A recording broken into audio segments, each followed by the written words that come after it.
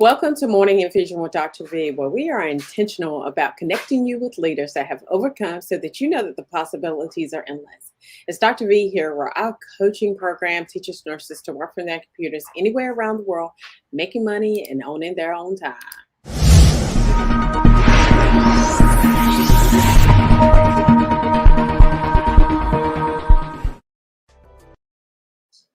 Our featured guest today is Elena Moratova. So, Elena is an Olympian fitness expert and healthy lifestyle coach. She spent almost 25 years in professional sport, taking podiums at the Europe Cup and World Cup competitions and mogul skiing. The pinnacle of Elena's athletic career was the participation in the Olympic Games 2014. The same year, Elena retired from professional sport, moved from Russia to Canada, and started a new career. Today, she helps people to overcome mobility issues, develop and maintain healthy habits, and enjoy life. Elena has a master's degree in physical education and sport.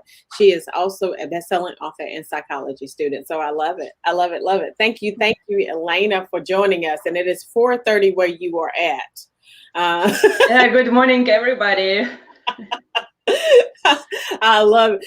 And so she was like, I'm not sure whether I'm going to join you this morning. And I was like, well, and she said, well, get up at 4:45. I said, well, it's just a few minutes earlier. Exactly. So now, how did you develop the love of skiing?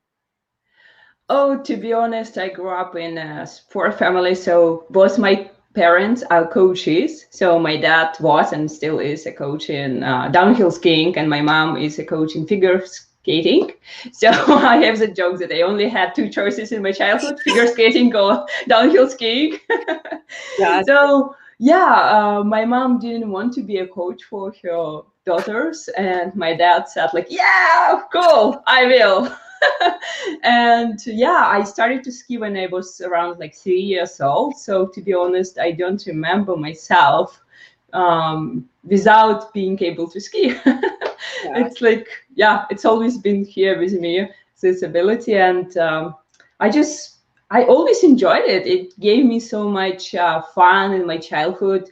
It wasn't excessive training at that time, but it gave me opportunity to travel around province in Russia, where I grew up, around the country, and even visit other countries.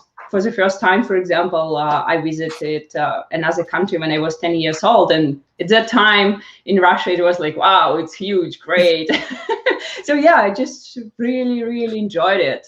And it gave me some sense of control, of course, as well, because I was able to use my body and achieve some results. I love it. I love it. I love it. Now, you said that your father was your coach. Mm-hmm. Now, how was that growing up in the house with your father as your coach? Yeah, was not very easy.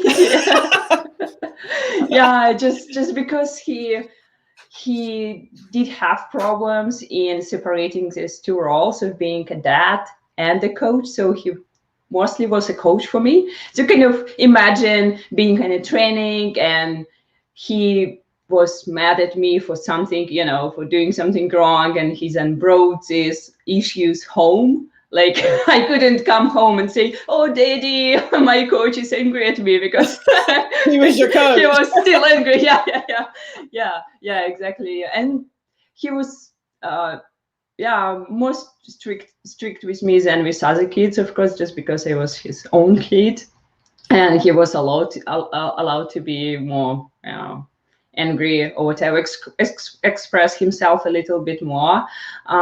Of course, I need to give some credit for that, just because it gave me some advantages over other athletes, because I trained more, harder, and I achieved more results too. So, yeah, but it wasn't easy.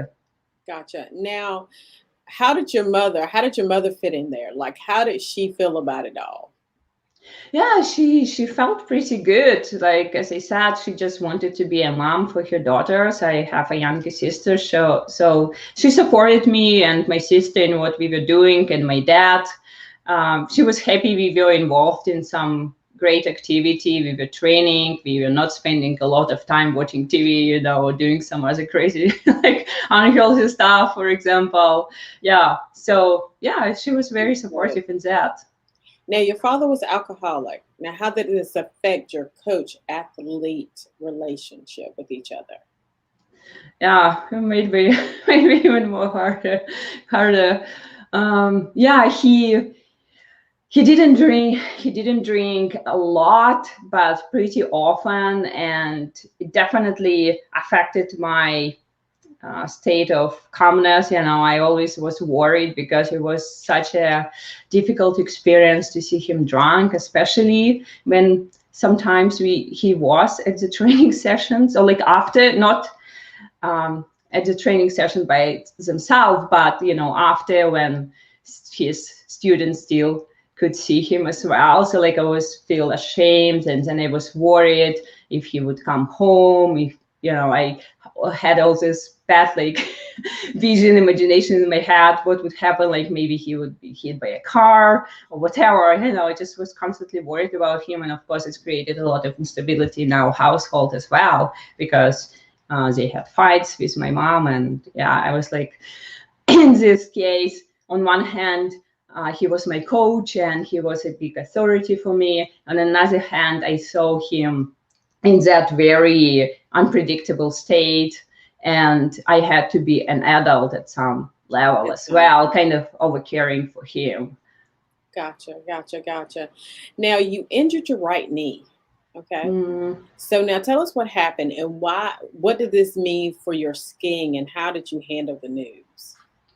Yeah, it was devastating news for me at that time. So I was skiing for many years. I did downhill skiing and then switched to mogul skiing, which is um, more challenging in terms of injury. So it's when I ski down bumps and also jump a few times on my way down. Do So that's different what mogul skiing is mogul skiing. Yeah, exactly. because when Like, you said mogul skiing, I was like, what is she talking about? yeah, So it's where you yeah. do it's where you do jumps.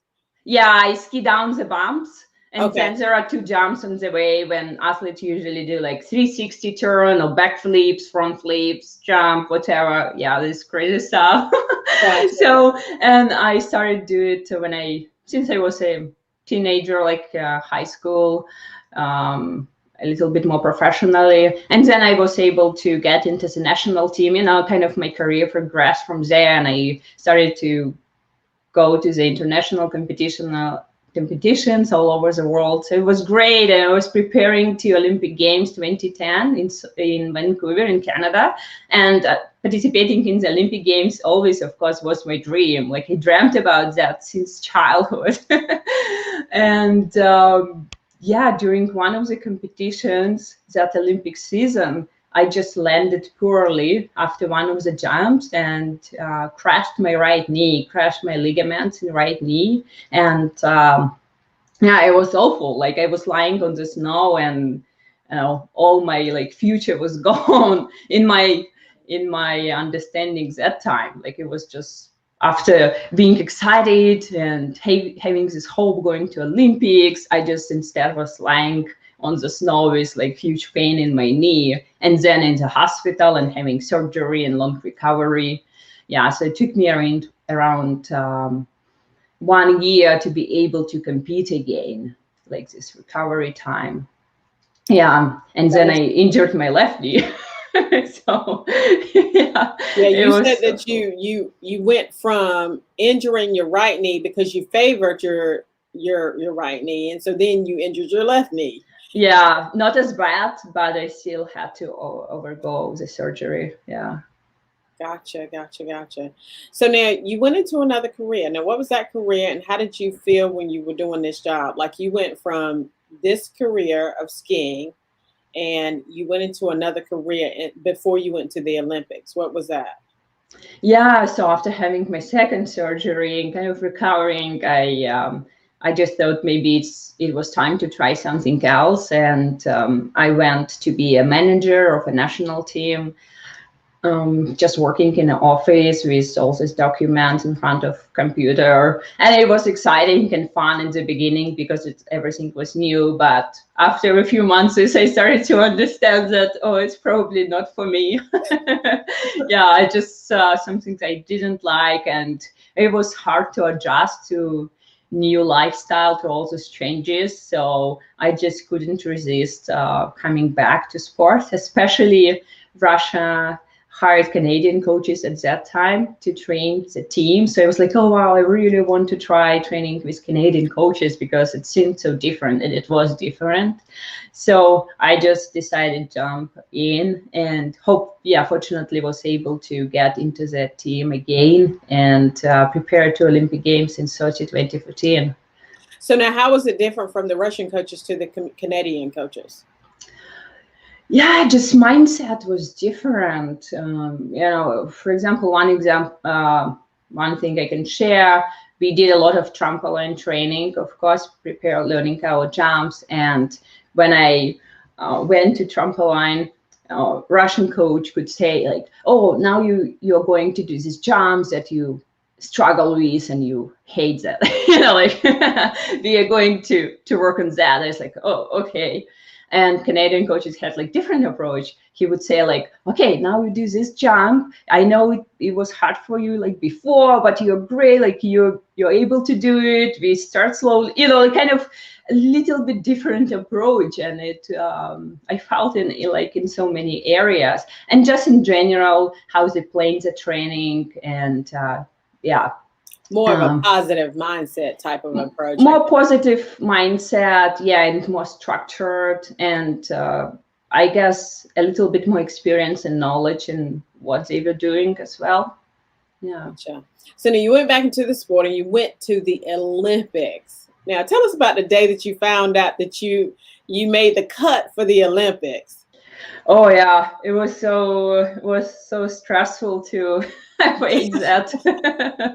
Yeah, I just was extremely happy. Like as I shared already that I couldn't make it for 2010 because of my injuries, and after all these recoveries and having 2 injuries, I was like on the edge, like okay, can I make it?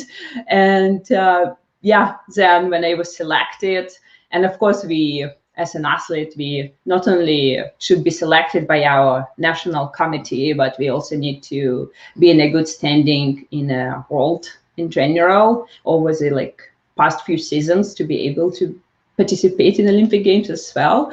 So I was like, okay, I did all this. I proved myself, and it was like I just was so excited, and I of course called my parents, and it was a joy, so much joy. I love it. I love it. So now you finally decided to retire after the Olympics. I mean, you done reached the pinnacle, right? You done went up. So you finally decided to retire, but you said it was scary. Why was it so scary, and how did you navigate these feelings? Yeah. After Sochi 2014, I realized that it's maybe enough for my body. It was hard to train, and I didn't want to commit to another 4-year Olympic cycle and preparing to another Olympics. And at the time, I also met my husband, so I wanted to build a family, to spend time with him, and just explore something else beyond sport, because I knew that I couldn't do sport forever. So I can postpone the decision, but anyway, I would have to do it at some point in my life. And the longer I postpone, the harder it becomes to adjust to a different lifestyle. I just decided to give it a try, but I was scared because sport was my whole life. It was something I knew perfectly how to do. I knew how that system worked. I knew what specific daily actions were required from me to be able to achieve results. And I had coaches, I had 4 coaches who guided me in that process. And then when I retired, I felt like, okay, now nobody tells me what to do exactly. Nobody plans my day and my year. I don't have the support at all. And sport also was a big part of my identity. Like me being an athlete, it was like, okay, it's me, Elena, I'm an athlete, and I totally lost in touch with whom I was without that. Okay. So it was a lot of losses in this perspective. And also I lost some meaning. Like Now, I always had this dream of being an Olympic athlete, and now, okay, I achieved that, but what is next? Like, what now? So yeah, it was kind of combination of all these things that were happening that were pretty scary. And it's usually scary to start something new, especially when you were so good at something you were doing before for many years, and now you need to kind of shift gears suddenly and do something different. Yeah, I Yeah. think that that's, very similar into the ways that, nurses are, whenever Mhm. they roll out of the profession, like they're not in the hospital any longer, and understanding the whole who you are. That is, it's huge because you identify as a nurse, you Mhm. identify as a mom, you identify as a wife, but who are you outside of all those roles? Because those are roles. Definitely. Yeah. Who you are, right? And Yeah. so I love how you did that. Now, you suffer from alopecia. Now, Yeah. As you can see. describe the moment when you cut all your hair off. Yeah. I guess it was 2016. So I had this alopecia. It's a disease that affects my hair, such as forces my hair to fall out just on my head. Um, and I had it from when I was a teenager, but it's never been so huge. But it's really started to progress in 2013, I guess, from all the stress from preparing to the Olympics and then moving to another country and got married and all this stuff. Yeah, so at some point, I just realized I was not able to hide my bald spots after the hair I had left. So I had kind of two choices to shave my hair and be like that in the world, or just to start wearing wigs and hide my bald spots. So like I tried hiding them a little bit, but it didn't feel comfortable. Yeah, it like created even more stress in my life because I wasn't able to be myself or who I am, and I wasn't able to accept myself even. It's like, okay, it's who I am right now, bald person. Uh, and yeah, one day I just came home and my husband, of course, who knew about all this, my struggles, emotional struggles, was holding a shaving machine and said, okay, it's time. I was like, oh, really? Now? Right now? Maybe let's wait one more day. No, no, no, sit down. So I sat down in front of, in the bathroom in front of the mirror, closed my eyes, and he started shaving my hair. And I was so terrified, and then all these like sounds of shaving machines stopped, and I was so freaking afraid of opening my eyes, and of course I couldn't sit in that position for my entire life. So at some point I was like, okay. I opened my eyes and was quite surprised actually that it wasn't so bad. Yeah, I was like, wow, it's strange, it's weird. I don't know this person very well, like in this appearance, but I think I can get used to her. And it was scary to go outside for the first time. I thought everybody would point fingers at me, but nobody did. So I was like, oh, really? Nobody pays attention? It's a little bit upsetting even. You are funny. But this is the thing though. You had super long hair. Like you had beautiful hair because I Yeah, remember the picture. yeah, And so thank I you. can imagine that was a scary moment. But I think that one of the things that you said that you were fearful of opening your eyes, but it is on the other side of fear it's your biggest revelation. You know what I'm saying? And so it was just, I can imagine that was great. And you rocking the ball head. I say that. I told you Thank you. before. It's like you are rocking the ball head. So you are good. So I love it. Now, tell us about a book that has impacted your life and why was it so impactful? The book. Yeah, I guess I could choose. Um, so it's a book called Man's in Search for Meaning, um, written by Viktor Frankl. great book I read in Russian many years ago. And yeah, it made a huge change for me in my life, I guess. So he's an Austrian psychologist who started to write that book in being in the Nazi concentration camp during the Second World War, after losing big part of his family. And I was really touched by the topics that he discussed. Like he discussed meaning and freedom and choices we do. And he said that we always have a freedom to choose in any like awful situation. Like he was in the Nazi concentration camp, and he saw many people who were able to were able to choose something for them. And one thing that touched me a lot is that in any situation, we can at least choose our attitude. Like nobody can choose how we relate to things. Nobody can take it from us, this choice. So I was like, wow, it's really huge. And it sounded really great for me. And I guess later it was very helpful during my injuries and all the stuff that, yeah, of course it was devastated in the beginning, but then I was always kept this message in mind that, okay, like I can change the situation, I can do nothing, or I can try and make changes, but if it's not possible, I still can choose my attitude, how I relate. Like I can be upset, devastated for like, my whole life about that injury, about my alopecia, about some other events, or I can choose to relate differently. I can, like, okay, now, what I can learn from that, how can I just overcome that? And just even choosing a different attitude can be a huge source of power and control in this situation when we have no control. Mm-hmm.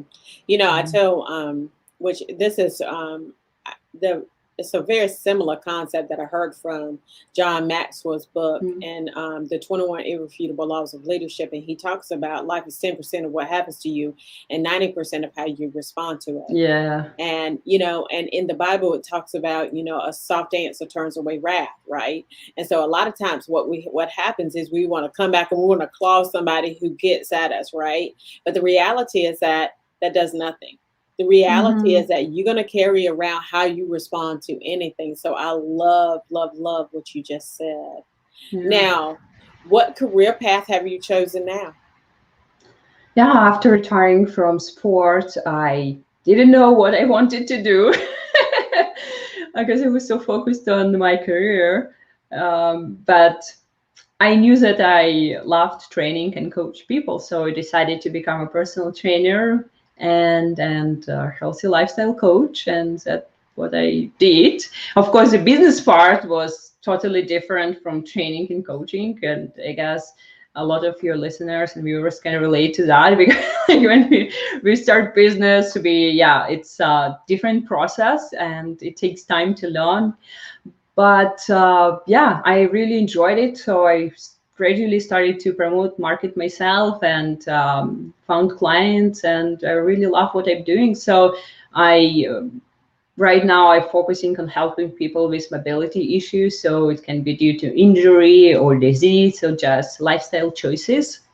Helping them through exercising and emotional support, changing mindset, kind of being this coach for them who can just hold their hands in that journey, so they are not alone there, and they know what they are doing, and how to succeed in overcoming mobility issue and all this like emotional challenges that connected to that. And just in general, changing habits can be so hard. And to do it alone, it's maybe overwhelming. So helping people in that, navigating how to be present, mindful, and do this good choices in their life. So what I do right now. I love it. Now, where can the audience find you? I'm on a social media, Facebook, YouTube. I have channel as well, Elena Moratova, and my website, of course, happybodycenter.com. And if anybody wants to learn more about me, about my story, here is my book. So you can always find it on Amazon as well. Just Google Elena Moratova. Yeah, I love it. And I offer a free consultation as well. So if anybody interested in talking to me and getting some practical tips, you are welcome. I love it. I love it. Thank you, Elena. This is pretty interesting. You normally we have healthcare professionals here, but it is very interesting to talk to an Olympian because there's the hard truths about Olympia. The Olympics, right? And understanding how what you have to do, right, in order to get through that process. And sometimes, when you get injured as you did. So thank you for being here today. Now, we will be starting another cohort of VP Nursing Business Academy in October. It is a 6-month comprehensive program that leads nurses and coaches to working from their computers anywhere around the world, making money and owning their own time. If this interests you, we can jump on a call so that you are able to gain clarity on how to create multiple streams of income. You can sign up at V as in Victor, P as in Paul, nursing.com. I ask that you like and share this podcast.